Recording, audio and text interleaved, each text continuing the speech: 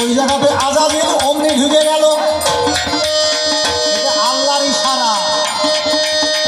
আল্লাহ সমস্ত জিনিস দেখতে পায়।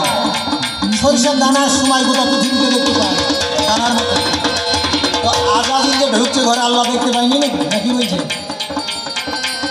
আল্লাহর এটা ইশারা।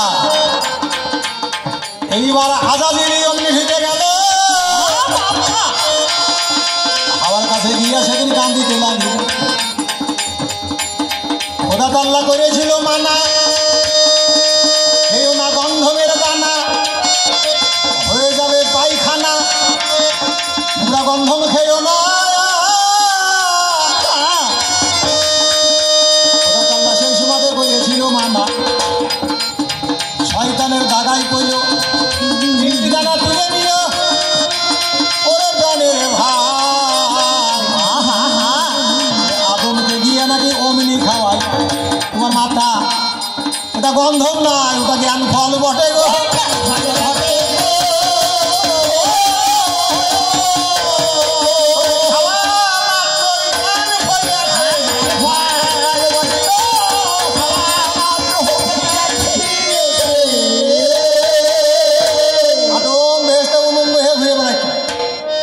গন্ধমের দানা যেমন খেয়েছে তখন ওর একটা জ্ঞান এসেছে ভেতর। আসার পরে ও তখন উদ গাছ অর্থাৎ কলা গাছের পাতা দিয়ে ইজ্জতকে ছাপিয়ে ঢাকলো। তাহলে এটা জ্ঞান ফল বটে গো।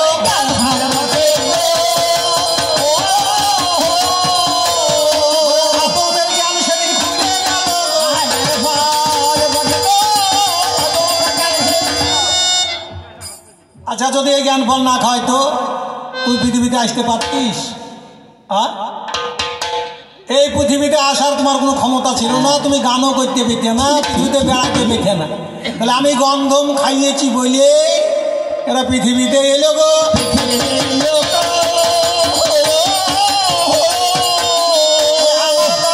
সৃষ্টি হয়ে গেছে।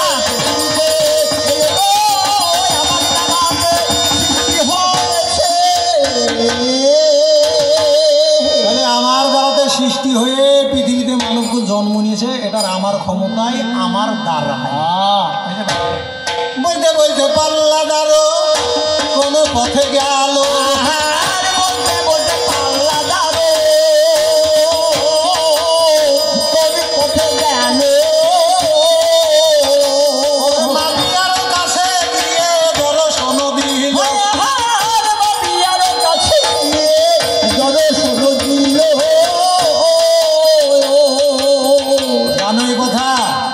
জানো না তুমি জানো না যেটা জানো না, যেটা জানো না।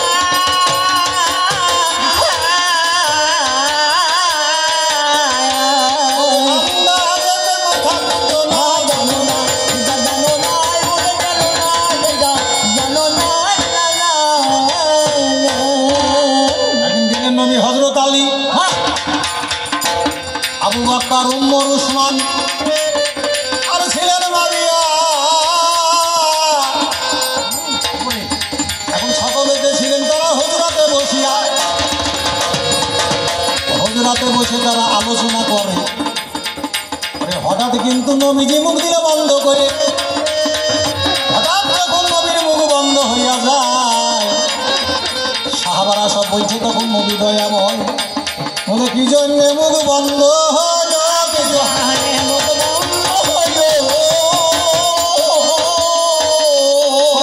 তুমি আজ খুলে বলো।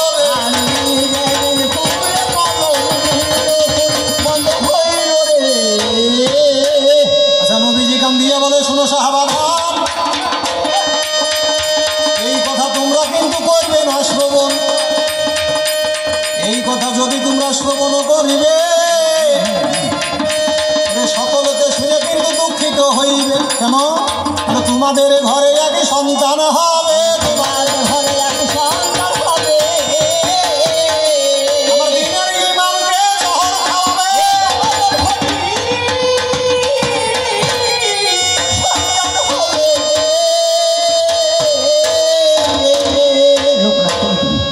নবীজি বলছে এই কথা শুনলে তোরা অবাক হয়ে যাবে। কেন? না তো তোমাদের মধ্যে একজনের সন্তান হবে, আমার হাসান হোসেনকে জহর খাওয়াবো। এমন কথা সাহাবারা যখন শুনল, আপন আপন গলায় সেদিন বাবা খঞ্জর ধরে দিল।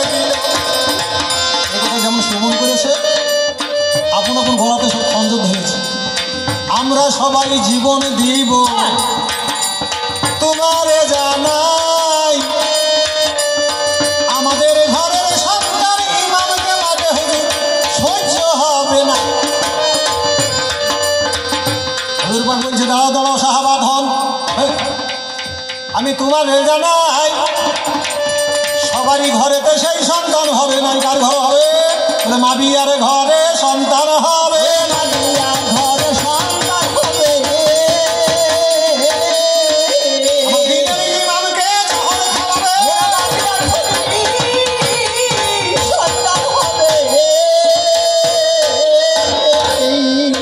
বলছে, হাইব বিধি, আমি না করব বিয়ে শাদী, আমি বিয়ে তো করব না। আমার ঘরের সন্তান ইমামকে মারবে, হুজুর সহ্য হবে না। আমি বেঁচে থাকতে আর বিয়ে করব না।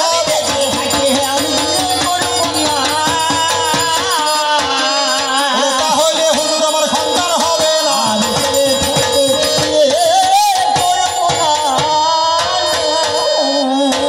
সভা যখন ভেঙে গেল, যে যাহার বাড়ি গেল, শুনো আমার ঠাই, মাবিয়া ব্যবসায়ী একদিন কিন্তু পোশাক করতে যাই। পোশাক করে কুলুম ধরে, এটা মুসলমান বিধানেতে আছে। মাবিয়া ব্যবসা সেই দিন ঢেলের কুলুম ধরেছে। আচ্ছা, ঢেলার মধ্যে জহর ছিল, পুরুষ অঙ্গ চলে গেল, এ তো বিষম নাই। নবীর কাছে গিয়ে তখন কাঁদি আই উড়াই, হুজুর আমার এমন ব্যারামে কেন হেবা হলো?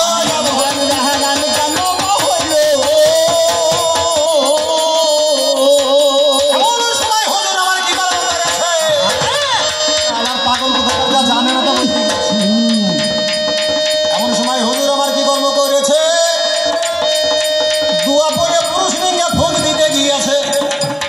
দোয়া পড়ে পুরুষ লিঙ্গে যখন ফুঁক দিতে যাবে, সেদিন জিবরিল এসে লিখে দিয়েছে, হুজুর পুরুষ লিঙ্গে ফুঁক দিয়েন না। কেন? বলে আপনার ভুঁয়ে ভালো হবে না।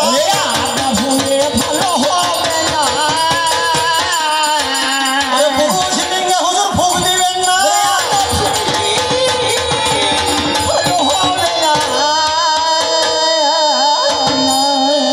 ইব্রাহিমকে বলছে, হুজুর শোনো আমার ঠাই, মারিয়াকে কেমন করে ভালো করা যায় বলো? জিবরাইল বলছে, একটি পথ হুজুর মারিয়ার সামনে আছে, এই নারীকে বিয়ে করতে হবে না, যে অসুখ সারবে না বলি আপনার কাছে।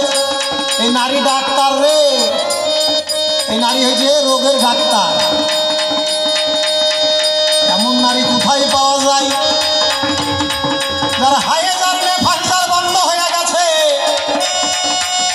সেই নারীকে বিয়ে করবো, এটা মারিয়ে বলেছে। হুজুর বিয়ে যদি করতেই হয় তো যার হাইজ নাই, নেফাস নাই, সেই নারীকে বিয়ে করবো, তাহলে আমার আর সন্তান হবে না।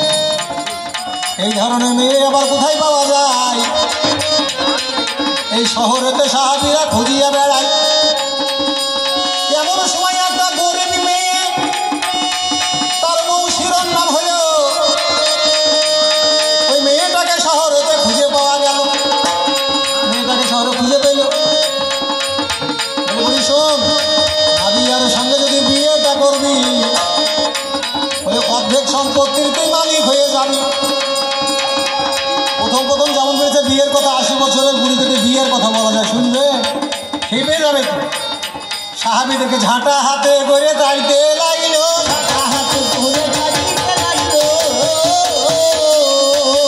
এই বয়সে কেন বিয়া করবো রে?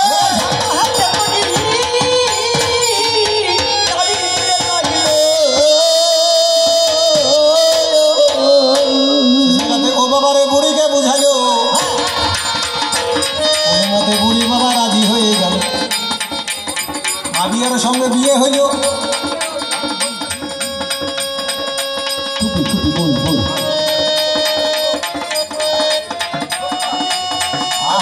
যে কটা লোক আছে সব ধান পাতানো একটাও নাই, বুঝলেন?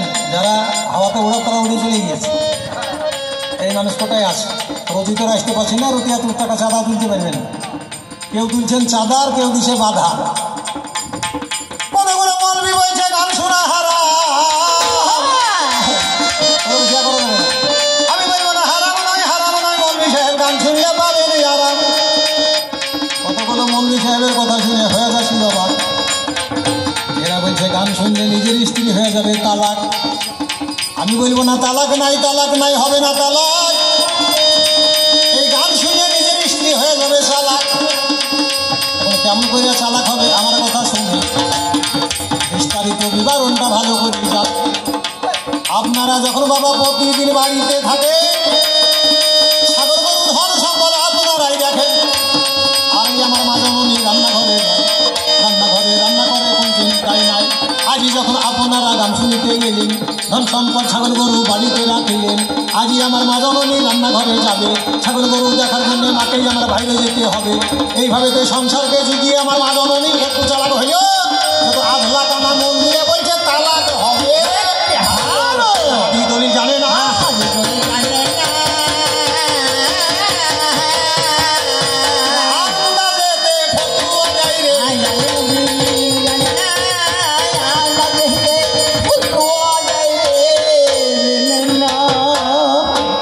মাবিয়ার সঙ্গে যখন বিয়ে হয়ে গেল, রাত্রি 12টায় বিয়ে হইল। সকালবেলায় ও বাবারে, ভোর রাত্রি একটু আগে 12 বছরের ও বাবারে যুবতী হয়ে গেল। মুমিন মুসলমান যেই সময়তে নামাজ পড়তে যায়, সকালবেলায় কোনো ছেলে জন্ম নিলে কিন্তু কুসন্তান হয়। মুমিন মুসলমান যেই সময়তে মসজিদে নামাজ পড়তে গেল, আর ওই সময়তে জন্ম হয়ে এজির জন্ম হয়ে ইমাম বংশকে মেরে দিয়েছে। ইমাম বংশকে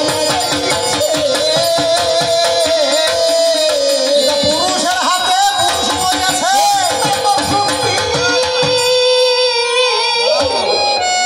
তাহলে পুরুষের হাতে যদি পুরুষ মরে আমার দোষ কি? আচ্ছা, এই কথাটা তো তুমি বললে এত লাভের অঙ্ক দেখিয়ে, এতে লাভ হবে না লস হবে? হ্যাঁ, এখন এই ব্যাপারটা আবার বলতে বলছে কালী শিবতলে পড়ে আছে, শিবতলার নাম হয়নি তো ভালোই, তো আমার লাভই তো হয়েছে। শিবতলাতে পড়ে আছে, শিবতলার নাম হয়নি। আমি কালী উপরে দাঁড়িয়েছি তো কালীতলা নাম হয়েছে। এতে লাভ হইল না লস হইল গো, লাভ হইল না লস হইল গো। লাভের অঙ্ক করে দিয়েছে, আমার এটা লাভেরই তো অঙ্ক। আর শোনো, কালী এক পা বুকে দিয়েছে, একটা পিছন দিকে দিয়েছে। তো স্বামী বলে একটু চাপ দেয়নি, তোর ভাগ্য ভালো। যদি কালী একটু বেশি করে পেটে চাপ দিত, শালা শিবের ঢলকা গোবর বেরিয়ে আসে তো।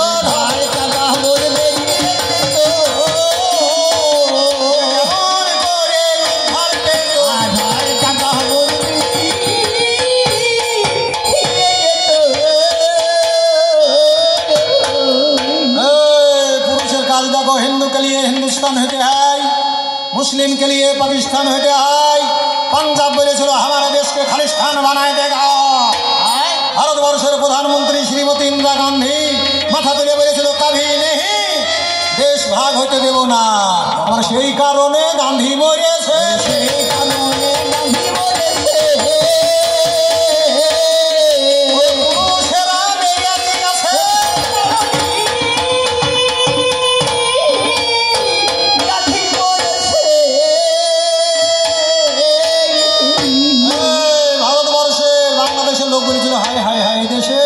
প্রধানমন্ত্রী হয়েছে একজন নারী, আমাদেরকে যে সাহায্য করল, যশবন্ত সিং, বিয়ন্ত সিং, কেহর সিং, বলবন্ত সিং, 4 জনাতে যুক্তি করে আকবর রোডের পরে ওদের বুলেটের ঘায়ে ইন্দ্রা মরিয়েছে। দেখাবে আজ কেমন করে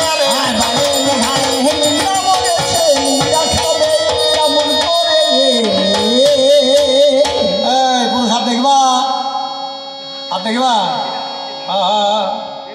আমেরিকা জ্বালাইয়া দিলি রে লাদে বাবা আমেরিকা জ্বালাইয়া দিলি আমেরিকা জ্বালাইয়া দিলি রে লাদে আমেরিকা জ্বালাইয়া দিলি আমেরিকা জ্বালাইয়া দিলি রে লাদে আমেরিকা জ্বালাইয়া দিলি আমেরিকা জ্বালাইলি তবে কানে বহলাইলি আমেরিকা জ্বালাইলি তবে কেন পালাইলি শেষের বেলায় সাগরে ভাসিলি রে লাদে